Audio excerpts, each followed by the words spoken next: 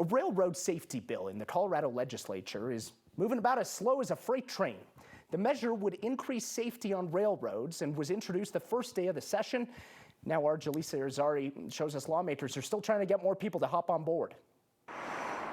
Transportation is a constant work in progress. No matter what mode, some believe things could always be better.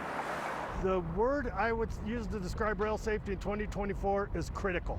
Carl Smith is with SMART, a union for some of the rail workers in Colorado. Lately, he's spending less hours on the railroad and more time in the House of Representatives. Trains are safe, but we feel we can make it safer.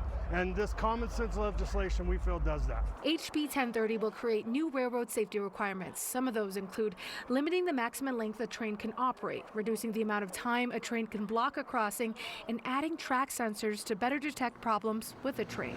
In 2023, a train derailment in Ohio spilled hazardous chemicals and caught fire, forcing thousands to leave their homes and causing lingering health concerns.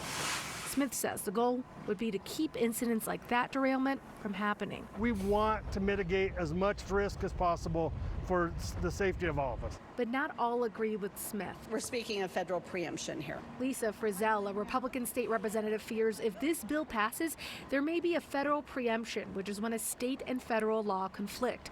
GOP leaders feel if these regulations go into place, it'll drive rail companies away. I find it egregious that we would make Colorado an undesirable place to run freight through. It is too important. What happens is impacting citizens. Smith thinks there is room for this bill to pass without federal preemption.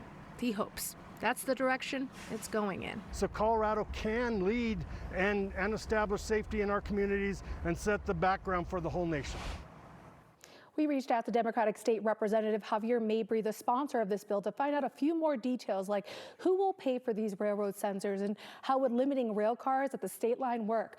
But we have yet to hear back. Representative Mabry has said federal preemption has come up, and he says they have worked with the AG's office and experts who were involved in the Federal Railroad Safety Act to try and avoid that issue.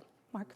When something bad happens, it's the first responders who are always first on scene. How does this bill impact those people? Yeah, this is something they definitely wanted to address with this bill, because we saw it in Pueblo, right? A situation very similar where, we had a hazmat situation. They want to make sure that these first responders are trained. So that's actually also included in the bill, to make sure that they are required to have, I believe it's a yearly training, to make sure they know how to respond correctly and safely. Jaleesa, thank you.